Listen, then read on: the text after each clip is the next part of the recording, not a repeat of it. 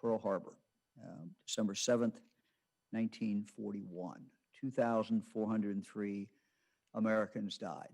We remember them today. We remember all those who sacrificed in World War II. We'll go now to our data. Today we're reporting 9,273 new cases in Ohio.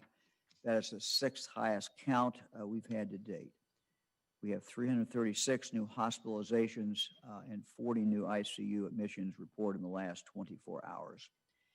We've passed 7,000 deaths since the beginning of this pandemic, including the 63 deaths reported today. If you look at, we're seeing somewhat of a flattening out, we hope, of the cases. Too early to tell, particularly with the aftermath of Thanksgiving, but looks like that certainly the rate of increase is slowing down as far as the cases. We know hospitalizations, we know ICU are lagging. They will lag 2 to 3 weeks, sometimes more behind that. And so we hope that, we think that the curfew as well as the masking order and the enforcement, where we've seen a great increase in retail establishments across the state. We thank everyone for doing that.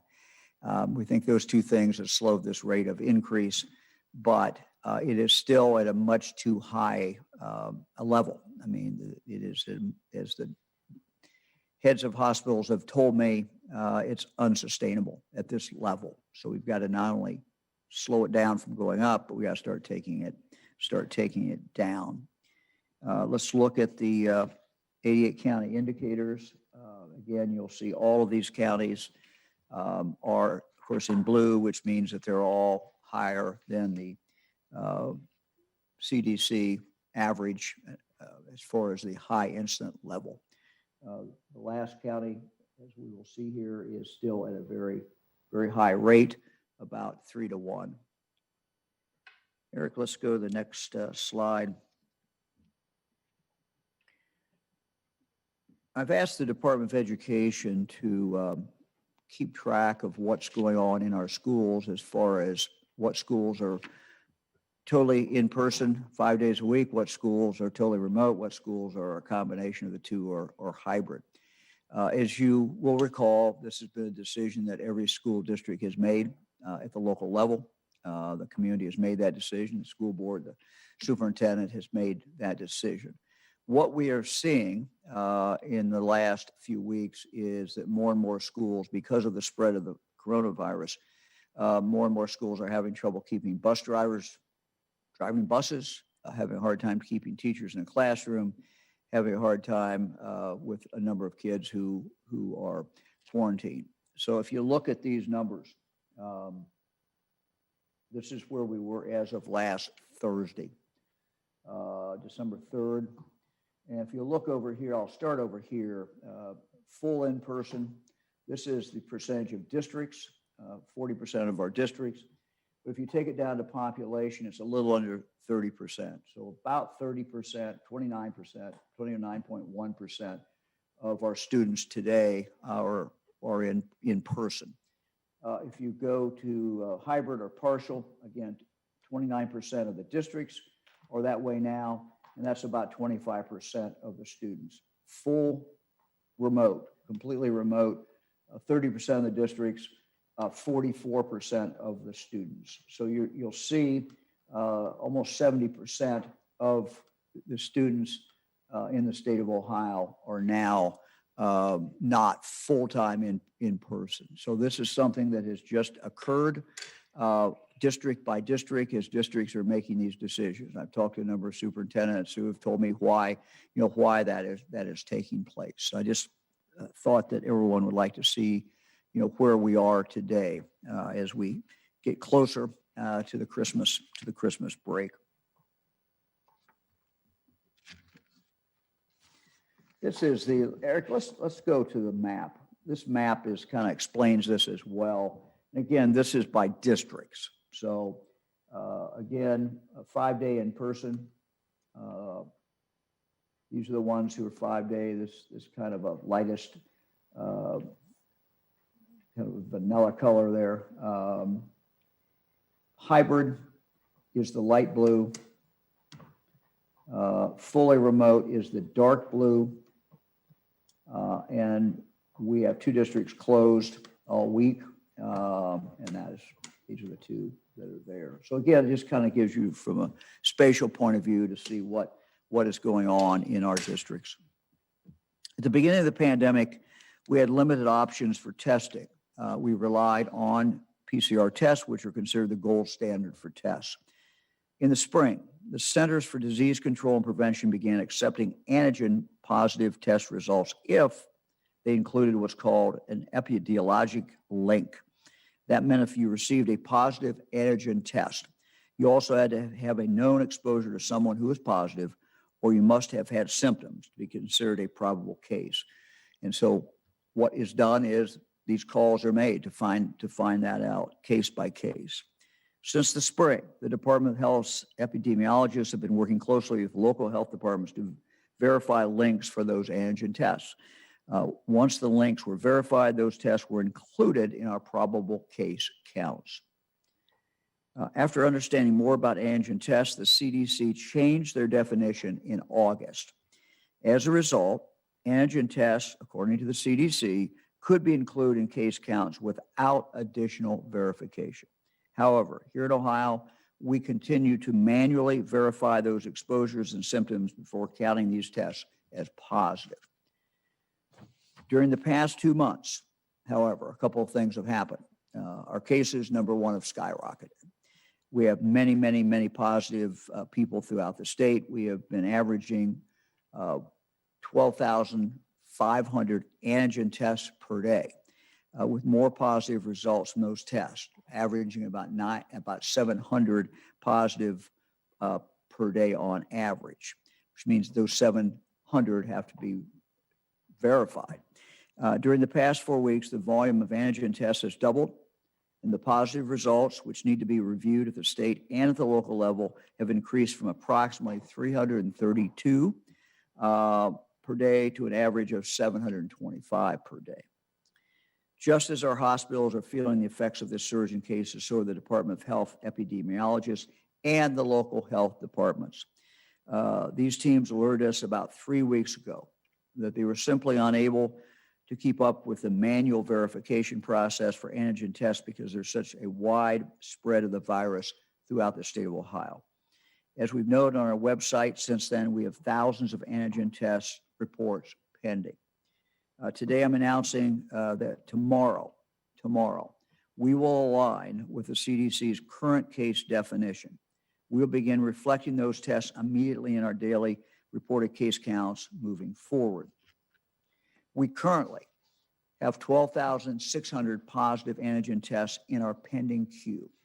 To address these cases in our pending queue, we will apply this updated case definition to positive antigen tests dating back to November 1, when these tests started increasing and when these cases began to accumulate.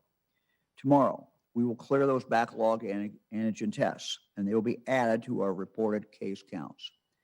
That will result in a 1-day spike in reported cases tomorrow, and it obviously will be a very significant spike. These cases will be assigned then to their appropriate onset date, as all cases are. To be clear, all these backlog tests will not translate into new cases, not all of them. They'll be checked and duplicate records will be removed. In other words, if 2 people with a similar name turns out not to be the same person, they will be clear. That will be, if it's showing up the same names and they verify it though on birth date that it's not that same person, that is cleared out. Additionally, we'll also be adding these test results to our positivity calculation in the coming weeks. That will not occur tomorrow, but that will be coming. As I mentioned, we have seen antigen test results become a bigger part of our overall picture of understanding COVID, and certainly a much bigger part of our testing. It's important to capture that in our positivity calculations as well. Just like we're doing with cases on our website, where you're able to look at probable and confirmed cases separately if you want to, We'll also be allowing you to toggle between PCR only, antigen only, and combined for positivity. So it will be reported. You'll be able to see that positivity however you want to see it in any one of those three groupings. We will be reporting the combined rate as our default, and that's what you will see, the number that we'll be talking about. But anyone can still look at the positivity rates by test types if you want to, and you want to see a more complete picture. Now, I think it's significant. Other Midwestern states, Illinois, Indiana, Michigan, West Virginia, are all combining antigen and PCR testing into one positivity rate, just as Ohio will do. Let me now go to the Lieutenant Governor Houston, who's there. John, you've got some very good news for us today, and I think it's something that I know I'm very, very excited about, something we've been looking forward to, and something that the Lieutenant Governor has really focused a lot of his time on. John? Yeah, thanks, Governor. If you recall, a few weeks ago, Ohio was recognized and received an A grade as one of 5 states who had improved or received an A grade for the way we use technology to improve government services. And we were only one of 4 states to receive that A grade for data transparency. And at the time we got that score, I said I was surprised because we had a lot more to come. And today is part of the a lot more to come part of this. We're announcing data.ohio.gov, which is really a first of its kind service for access and transparency of information in the state of Ohio. One of the things the pandemic has taught us a lot is that having access to good information helps improve our decision making, and we want to do that across the board with state government. This collaboration was an Innovate Ohio platform collaboration to create dataohio.gov along with DAS, and it's also known as the Data Ohio portal. This public-facing portal will provide more than 200 unique data sets and more than 100 interactive visualizations to help you put it in perspective, to inform data-driven decisions for state agencies and their partners. 100 of the data sets that are available there right now, because this is live, are there for the first time. There's never been access to them before. And frankly, we're just getting started. We hope to have all agencies on here eventually, and thousands of data sets that the media, researchers, academics, the public, General Assembly members, think tanks from the left and the right, everybody can take a look at it, challenge one another. But ultimately, the goal is to have good information so we can make better decisions about the public policies that we're making in the state of Ohio. Part of that new data that's on there, you'll see health data that's clinical. You'll see corrections data, employment data, nutrition data, education data, finance data, and certainly new COVID-19 data that we believe will be of value. And this collaboration also, I want to emphasize, focuses on security of all of that information and privacy of individualized information.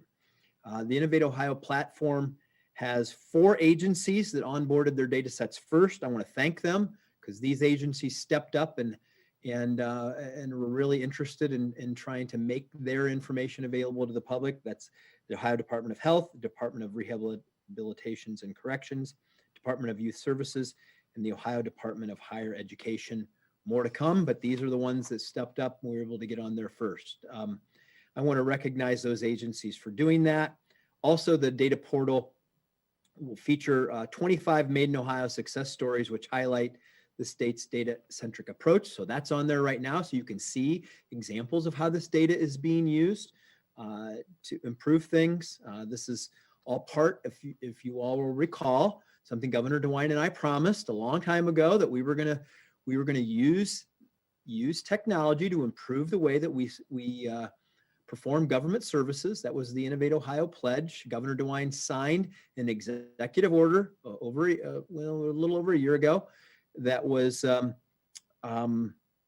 to require all of the agencies to get on the Innovate Ohio platform to prepare this information and they have. And we hope that this will be a central repository for all data, and to give you access to data that you would have never had access before if you're part of the group, those groups I talked about, and the general public. So we encourage everyone to go take a look at it. I know that I took a little peek at some of the things that were on there live this morning, and I was excited about it because they're just new insights into information that I had never seen before. And so go to the portal at data.ohio.gov, and a reminder, we hope everybody will use it. This is for the media. This is for academics, researchers, to identify these problems and solutions. Because remember, one of the things that, we want to make sure of at this day and age is we have more facts, we have more information, that we have more collaboration, that we have give people through this transparency and access more confidence in decisions that are being made, that they're being data driven, and that you will know what we know about these issues and why the decisions are made that they are, and that we can continue to learn from each other, from this data, to improve the way we serve our customers, which are the people of the state of Ohio. Governor, we got an A grade for the work that we've done so far with this. I hope we'll get an A+, because we're really trying to make access data transparency and use that data to improve people's lives. And I want to thank the Innovate Ohio team and all the collaborators out there who got this launched today. A lot more to come. Thanks for giving me a few minutes to go through that. Well, it is very exciting. The more eyes on information, and the more you make that information available, you should get better decisions. And it's not just for the legislature, although it is for the legislature. It's not just for the executive branch. We can use it. The news media can take information, and many times, frankly, when they have access to information, they will take that information and drill down in it in a different way, and it helps all of us make public policy. But it's not just for public policy. It's also for nonprofits. Let's say you're interested in education. Let's say you're interested in early childhood development. The more data that is available that we can put out there, the better decisions can be made by everyone, and people can decide, what the priorities, not just of government should be, but what their individual priorities should be, or their own, that particular nonprofit or organization. So very, very excited about that. One thing I did not mention, I talked this morning to Senator Brown and to Senator Portman. Had calls with both of them to get an update on what is going on in Congress. I issued a statement this morning calling on Congress to take action. I still feel that there's a deal to be had there, and that people can get together. We saw the bipartisan group come together with a package. Whether that's the final package, I don't know. I just hope there is a final package, and that's what I'm asking Congress to do, is to, not leave town until they come back with a bill. What was done in the spring made all the difference in the world, not only in our ability, frankly, to fight the virus, but it made a huge difference in individual people's lives. And it matters a lot. It matters a lot for our economy. We know that the next few months, even though the vaccine is almost here, we know it's going to take a while to get it out, and we know the next few months are going to be tough. They just are. So getting a bill out of Congress is very, very, very important. We're going to go now to Youngstown. First guest today is Lisa Burch. She is a registered nurse, emergency room team lead at Mercy Health St. Elizabeth in Youngstown. Thanks for joining us. We appreciate it very much. Good afternoon, Governor. Tell us, take us inside. Tell us what you do. Tell us what your team does, and what are you seeing every day? I would say we're definitely in the thick of it here. St. Elizabeth's is a level 1 trauma center, as well as a stroke center. We're busy at baseline, and lately we've had an influx of COVID patients. So we're dealing with all of our regular patients and then all of the COVID patients on top of that. The hospital has been at capacity, so we're holding critically ill patients here in the ER for sometimes days at a time. So we're just really bogged down.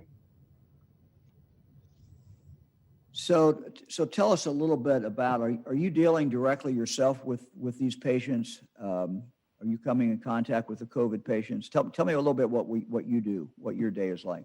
I am. So a lot of times I'm one of the charge nurses in the ER, but I'm registering ambulances. I'm, providing one-on-one patient care. A lot of times when patients come in and they're in distress, it's all hands on deck. So we're kind of all pitching in. We're all dealing with it here, and it's definitely been a tough go. And so how are you holding up? That's got to be tough day after day after day. And how's everyone else holding up? It's been extremely stressful. It's definitely been a long 10 months here. Like I said, we're dealing with our regular patients. On top of that, we have the COVID patients. The morale is down among staff. We're exhausted. We're exhausted physically and mentally. We're definitely leaning on each other for strength at this time. What's the toughest part of what you do? Just for you, maybe personally? I would say one of the toughest things is having the fear every day that we're going to take something home to our own families. It's just a very scary feeling. Yeah, that's got to be a constant thought, huh? Yeah, Something definitely. you're constantly thinking about. Wow. Yeah, I can only imagine. Tell me about the patients when they come in.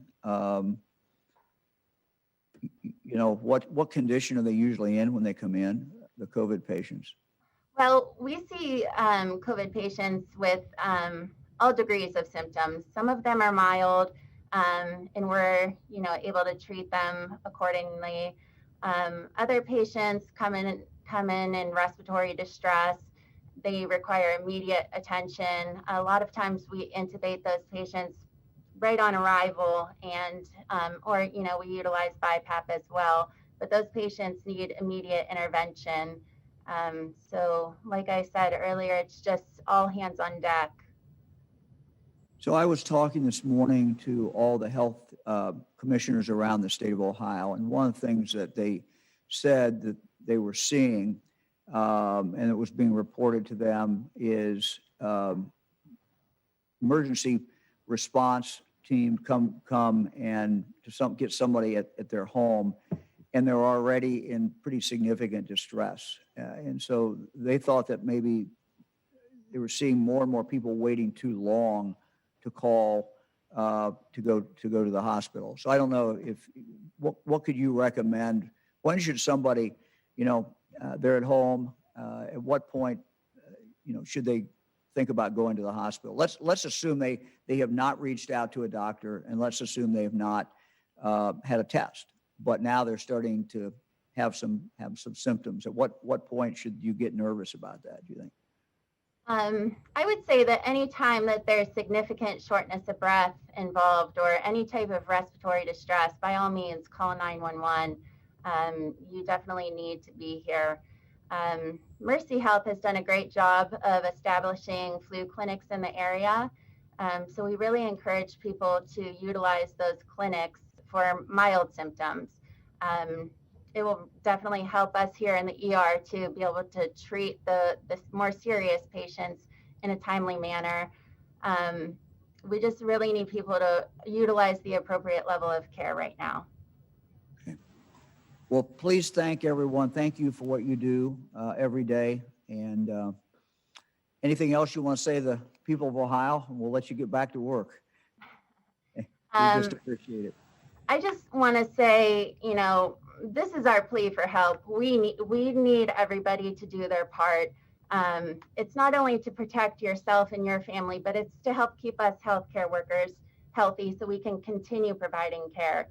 So by all means, wear your mask, wash your hands, stay socially distanced, just be responsible.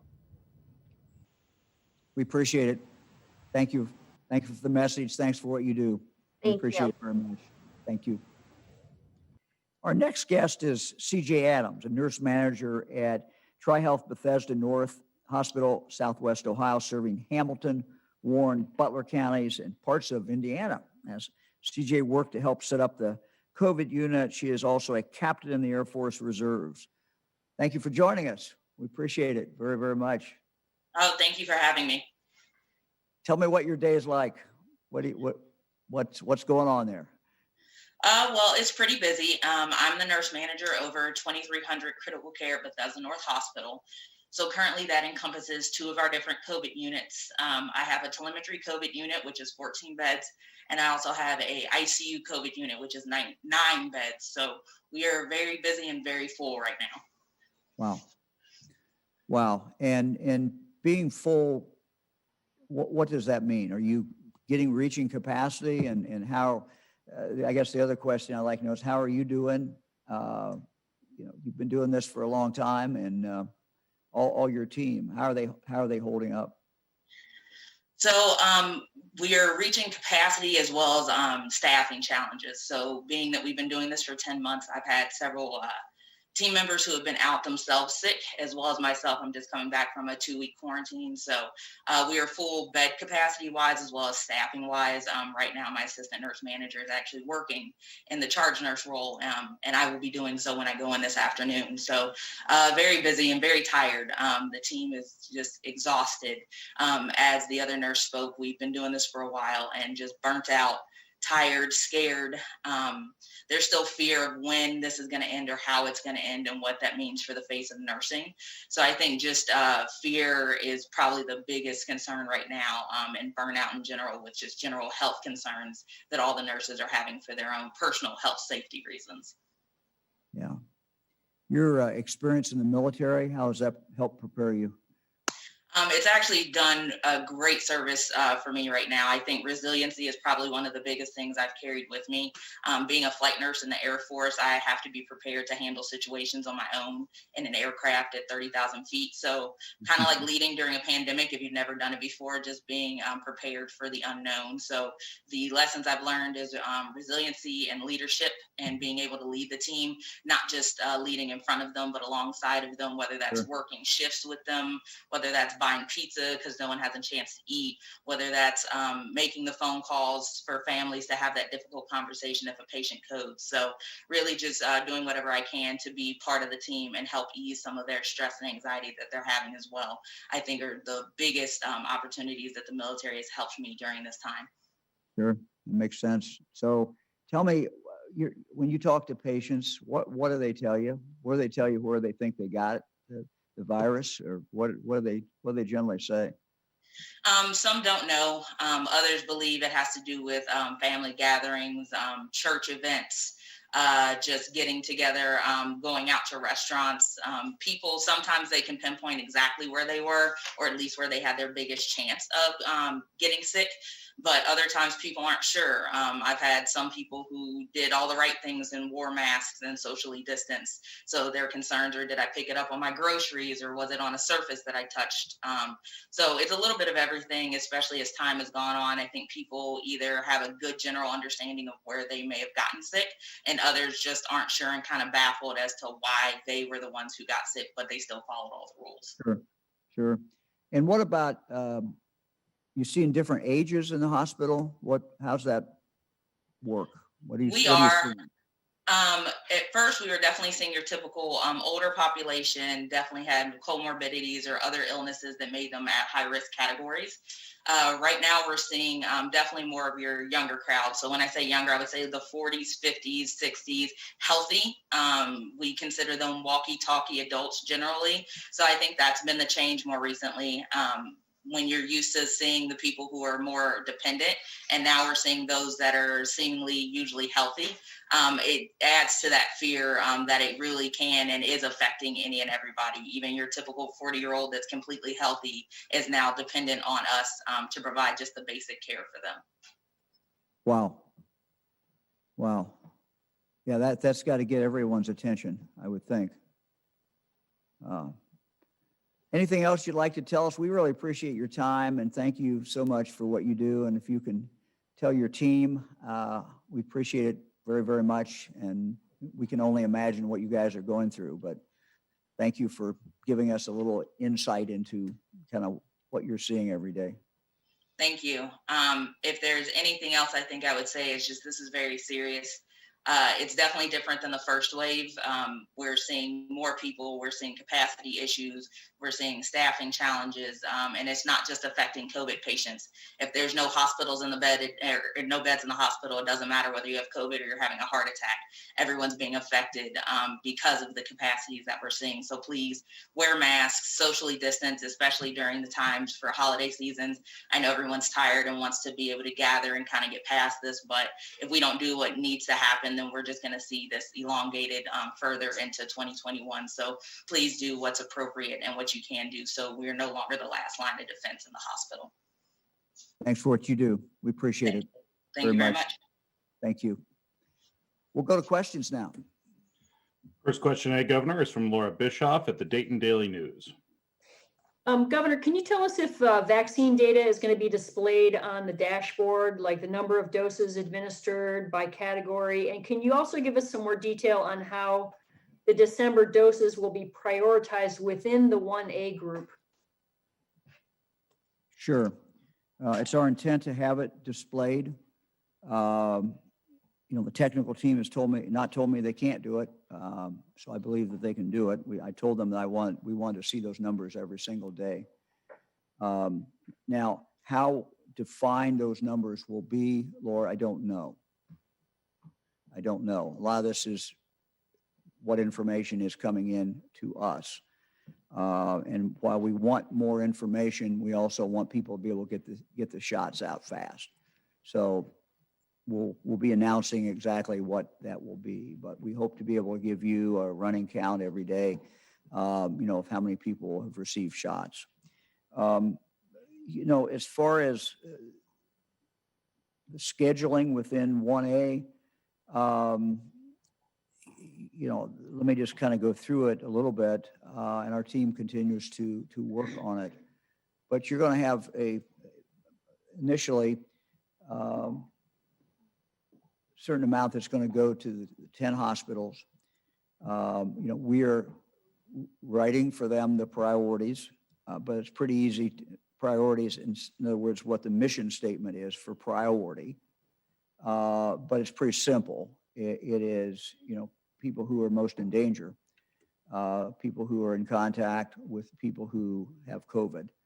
And this would not be limited to nurses or doctors. It would be anybody who, because of their job, is in contact with someone who has COVID. So that instructions will be given to the hospitals, and then they will work off of that internally for those people who are most at risk. When we're dealing with the health departments, there will be some go to the health departments, and the health departments again will be certain groups they will be told to target. So EMS, for example, and they will target that within their county. Another group, of course, a huge group, is people in nursing homes, residents of nursing homes, and people who work there. And again, that's going to be through Walgreens, that's going to be through CVS, and those shipments will go directly to them. We will work with them on a daily basis in regard to the priorities, but that is a scheduling issue at that point.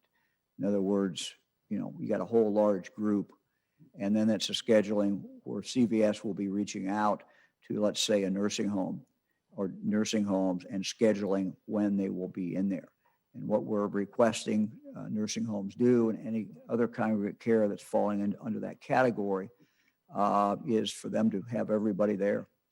Bring people in if they're not working that day. That's because to get this out quickly and safely, one stop there is what's needed. Now they'll have to go back, obviously, for the second shot, and that will take place.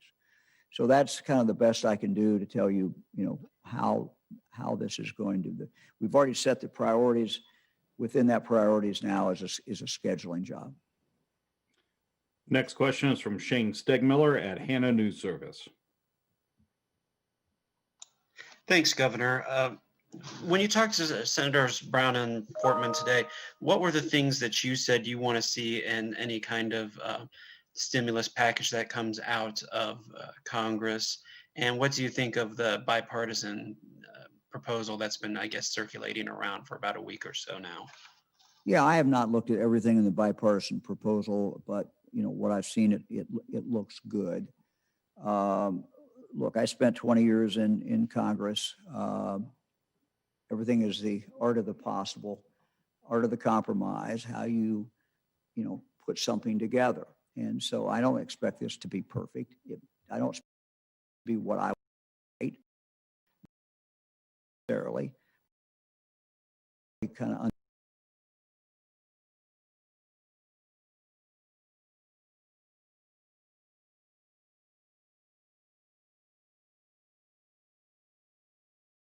one thing, on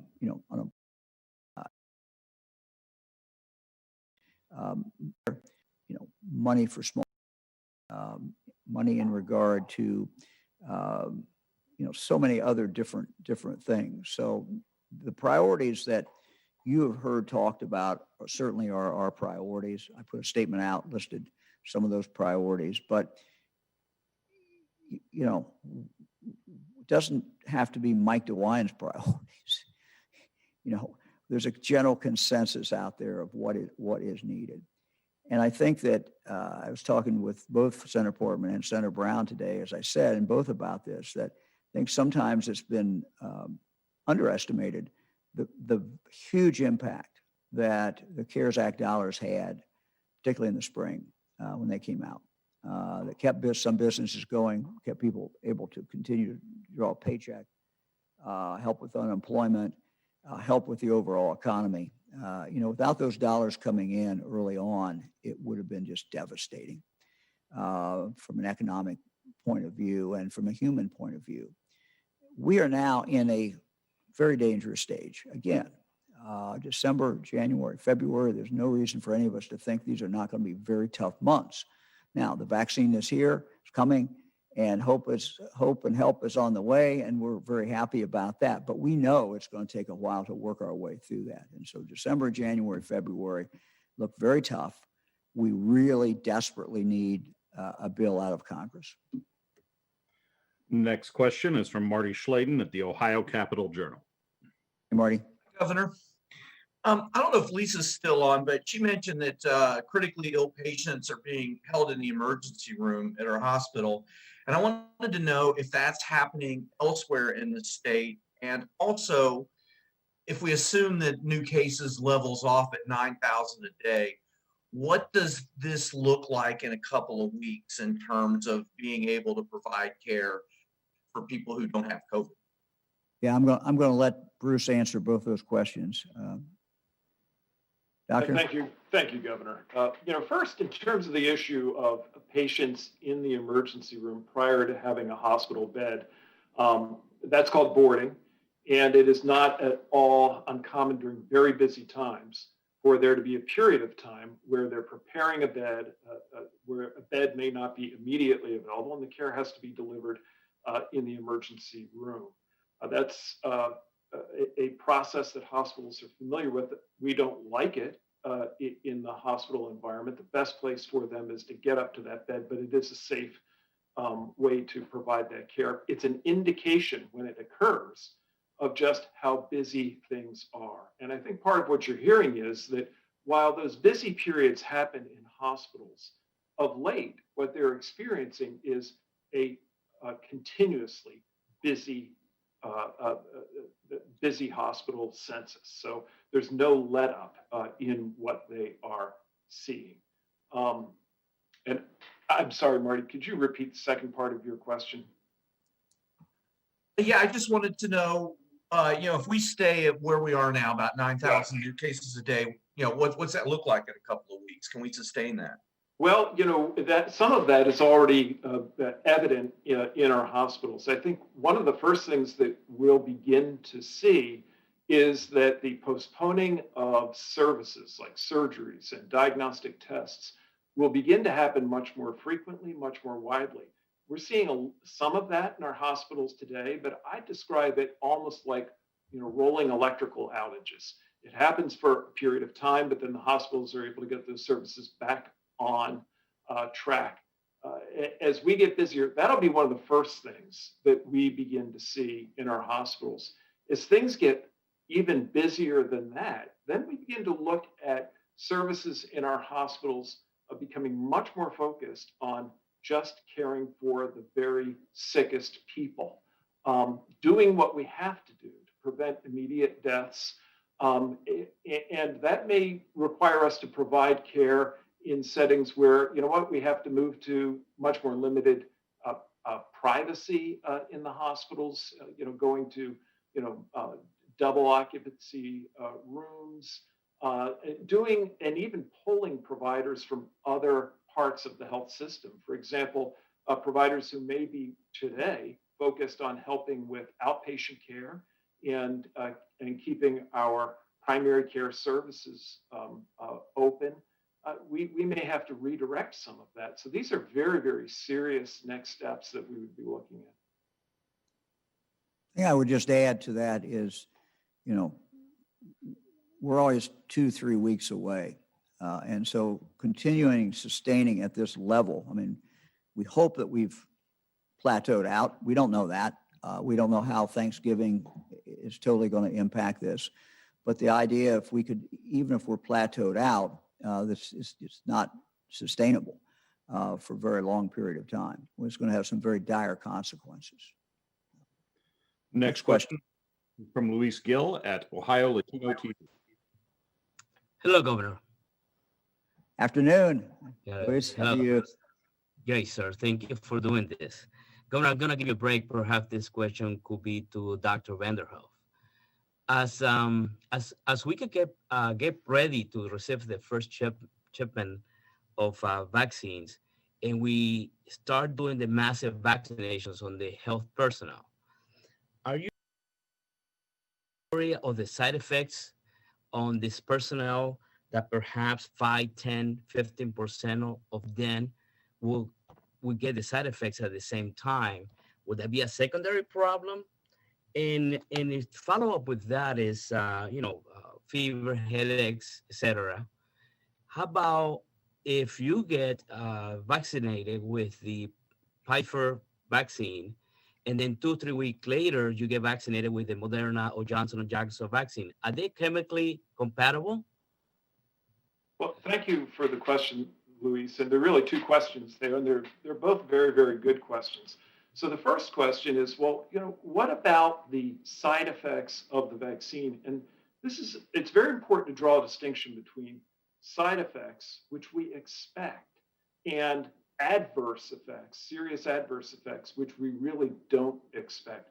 When a vaccine is really working, when it's had the kind of impact you want it to have on generating a robust, good immune response, you would expect that there are going to be some transient side effects. You might have some headache. You might have soreness at the injection site.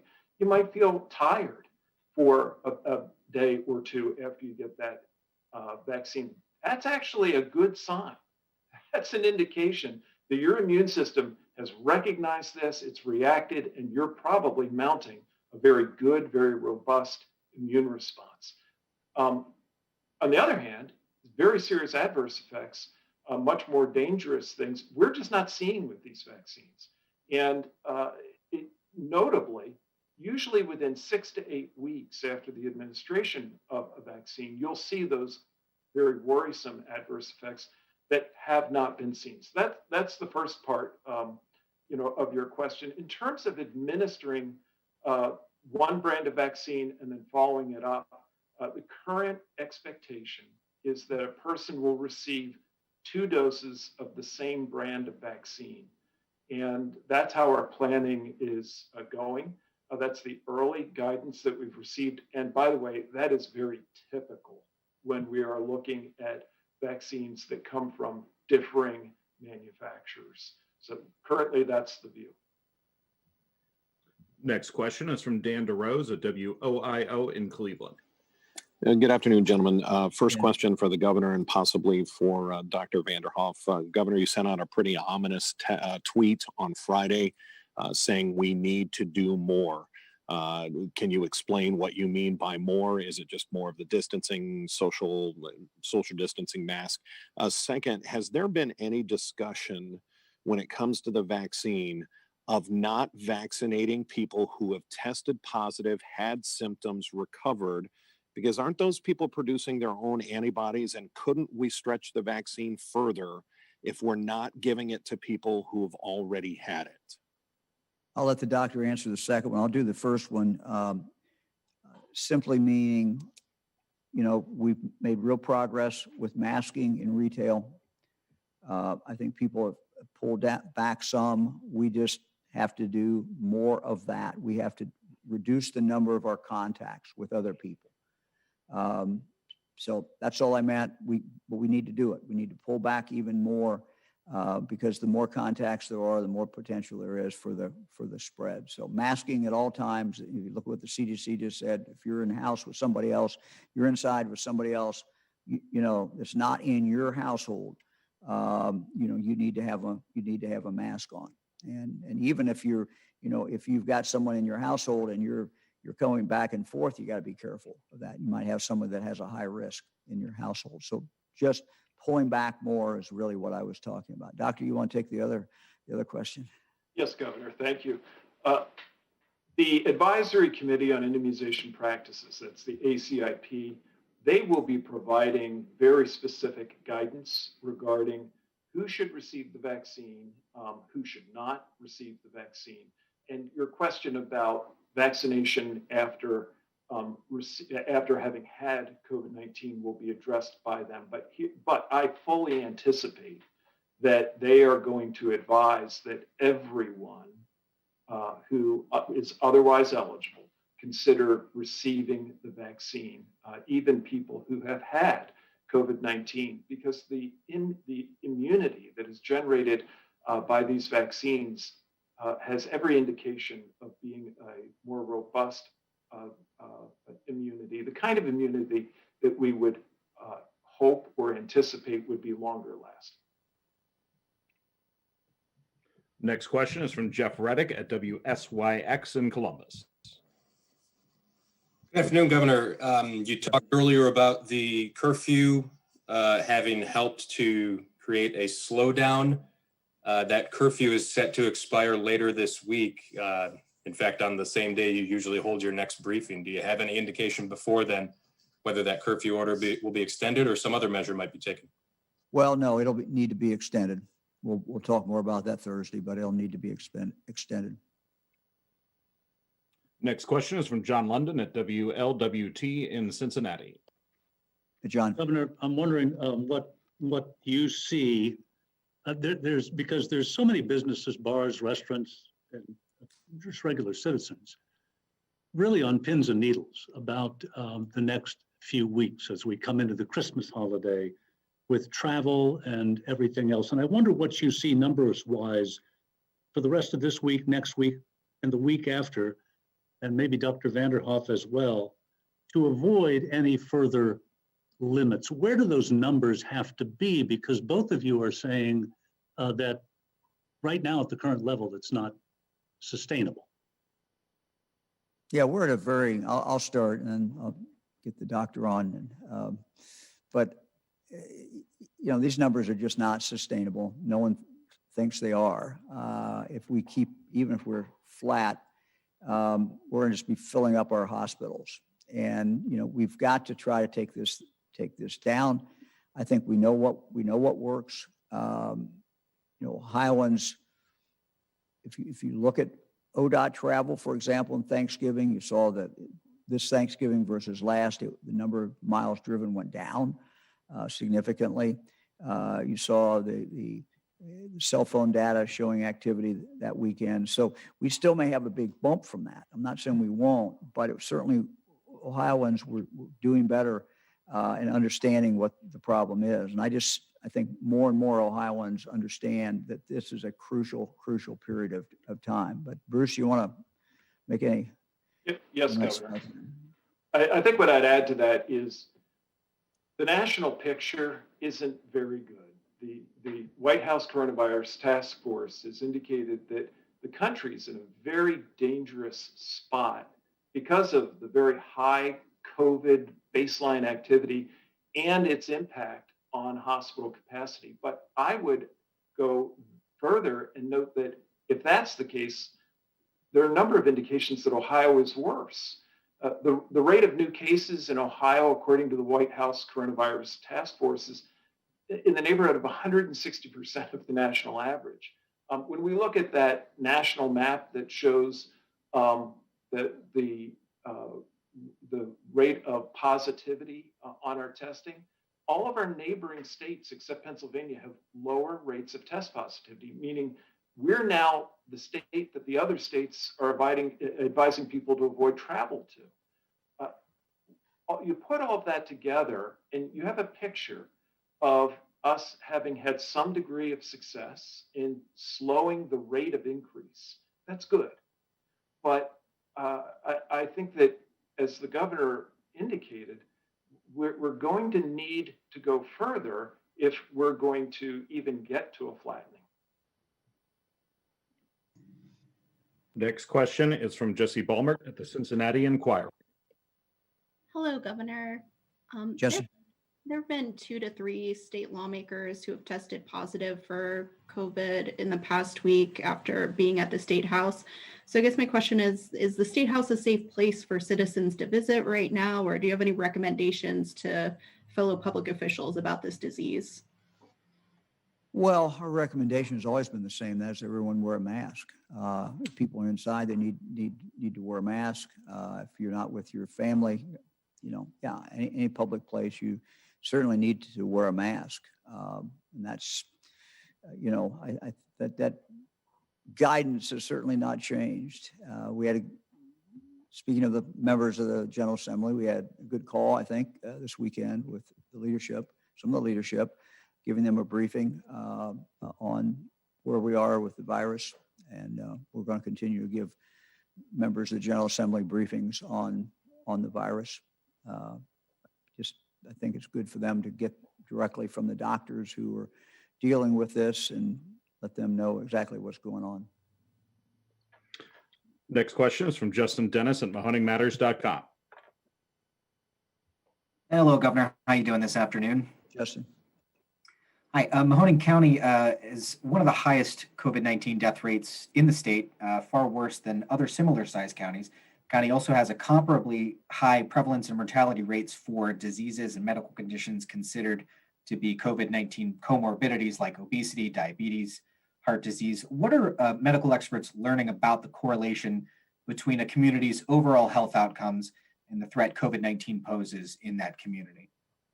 Yeah, well, I'm not a doctor. I'll turn it over to the doctor, but what everyone in the medical community has told me is, obviously that creates more problems. So the higher rates of the comorbidity that you have, the more dangerous it is. So, Doctor? Governor, you said it very, very well. I don't think I can add much to that. But we know that there are risk factors for COVID-19, and they include obesity and respiratory illnesses, et cetera. Those comorbidities that exist inside the community impact the community's ability to weather the COVID storm. Governor, next question will be the last question for today, and it belongs to Farnoosh Amiri at the Associated Press. Hi, Governor. The question I wanted to ask is, what pressure, if any, are you getting from grocery and restaurant industries to move their employees up on the priority list for the vaccine, given that they provide essential services? I know many people in the state, the grocery store is the only place that they go to these days. And if you've been receiving pressure from them, what is your response? Well, I've really not received any pressure. I don't know whether I've received any emails. I have not read any, at least in the last few days. I think it's, when you look at the 1A group, there's kind of a consensus of the most vulnerable people. And the consensus that we need to take care of the people who are taking care of us and who are taking care of the people who have COVID. When you get to the next group, the next group is where I think a lot more, it's going to be more difficult. You're going to have more difficult discussions. You know, who do you prioritize next?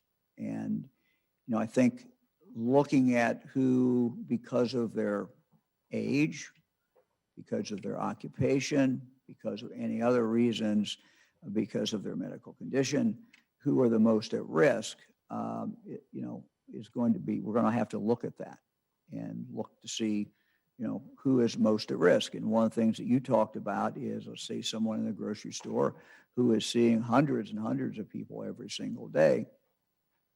You know, I'll leave this up to the doctors to tell me, but one would assume, I would assume as a layperson, that that person is subject to significant risk.